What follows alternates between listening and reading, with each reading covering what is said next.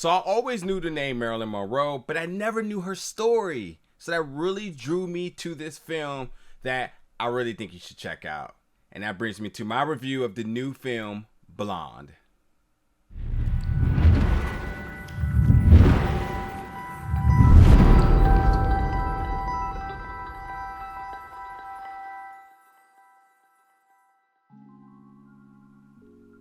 What's going on, folks, and welcome back to the channel today for another review. And today we're going to be reviewing the film Blonde, which made its world premiere at the Venice International Film Festival this year. It had a slight theatrical run as of September 16th, and then will be available on Netflix September 28th. So this is a film, a story about Marilyn Monroe. It's not a biopic. This is more of a historical psychological drama, more of a reimagine of what Marilyn Monroe upbringing, story, origin, whatever you want to call it is. And I can say origin because Marilyn Monroe is just the stage name to the person Norma Jean.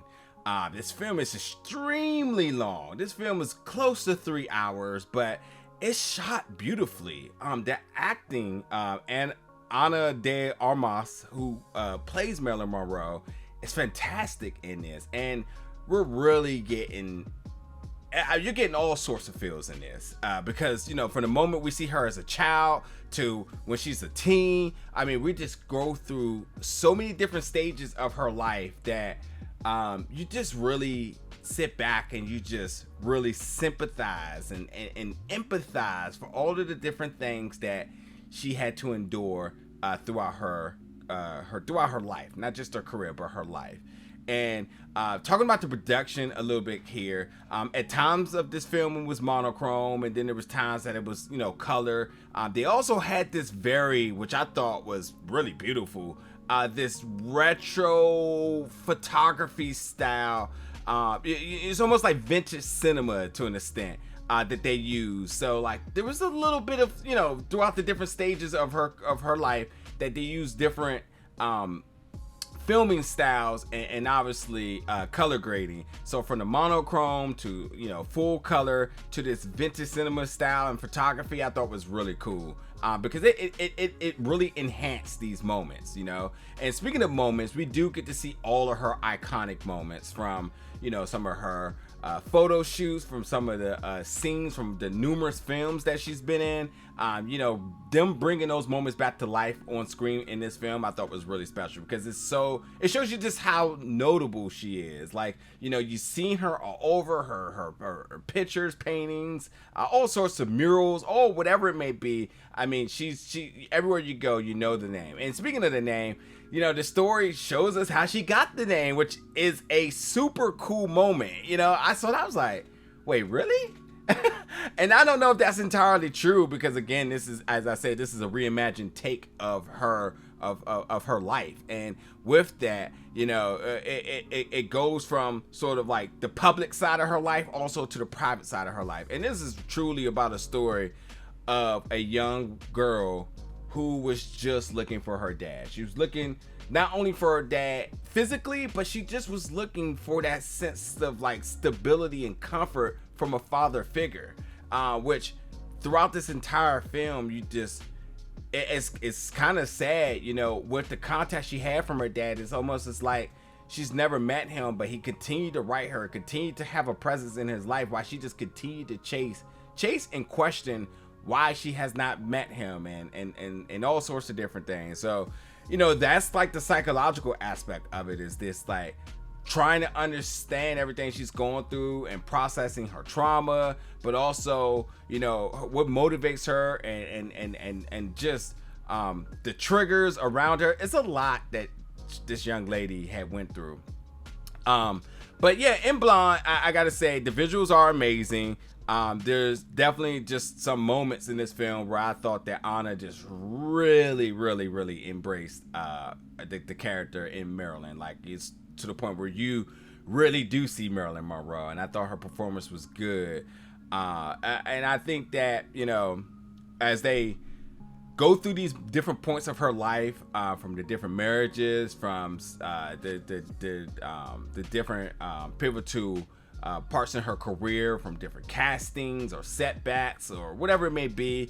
You know, they really highlight these moments. And while again, this is a sort of a fictional take on her life, it's obviously, you know, inspired by real folks, which then I think a lot of these moments do, in true thought-provoking psychological drama, you want to actually look up to see who are they actually referencing to. And I think they give you enough substance for you to kind of pretty much confirm who these characters are being sort of say inspired by. So, you know, good moments in the film on that aspect. I think for somebody who does not really know much about Marilyn Monroe, you go into this and you do gain a lot of appreciation for her, because, you know, a lot of the times we just see these beautiful pictures, or, you know, these very over-sexualized characters that she's played at times, and even when she started to take serious roles, you know, you see those moments, and just kind of seeing behind the scene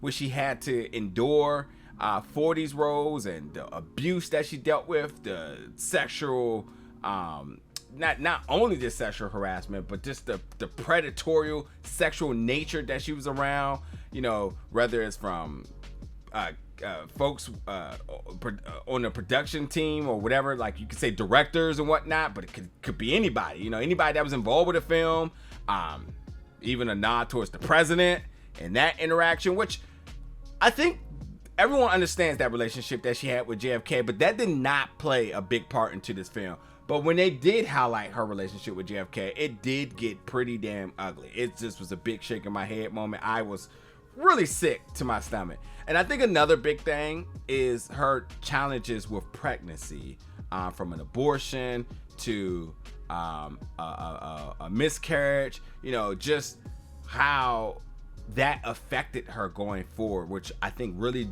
drove her into a life of substance abuse and just trying to cope.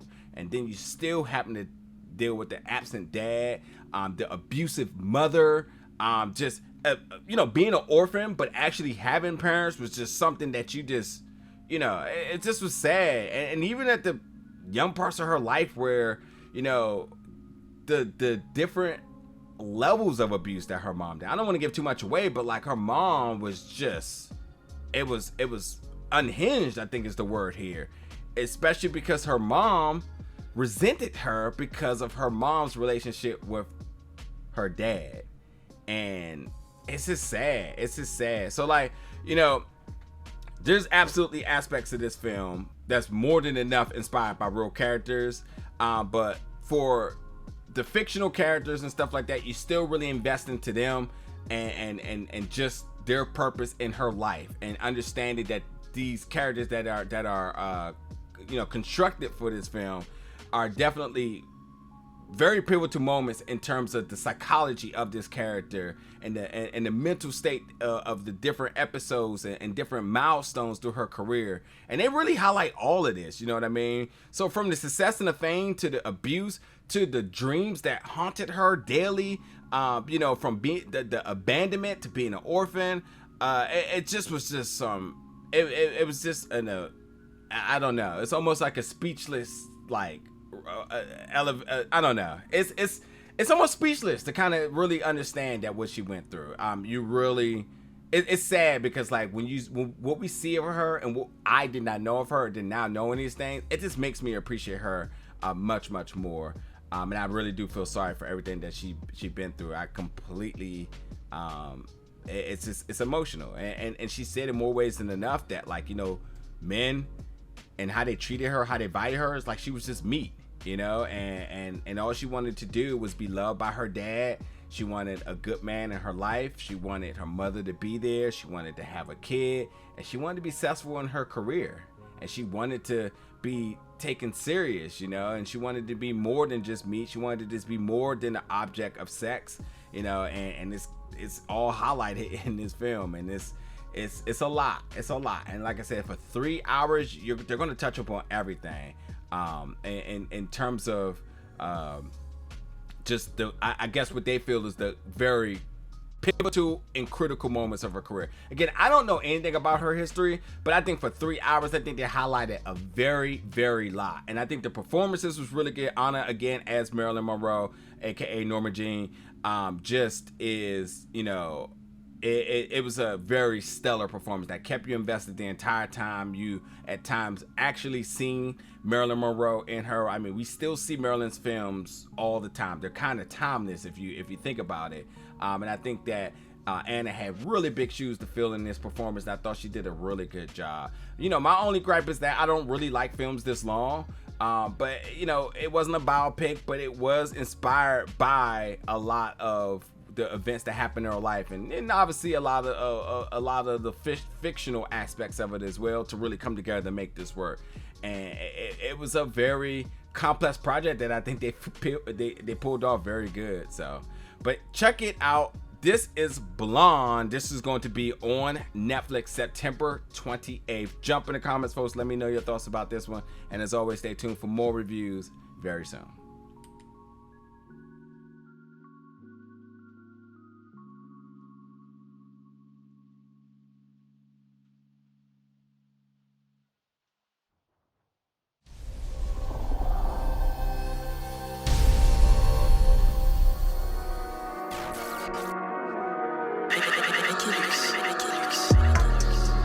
Big gold bell.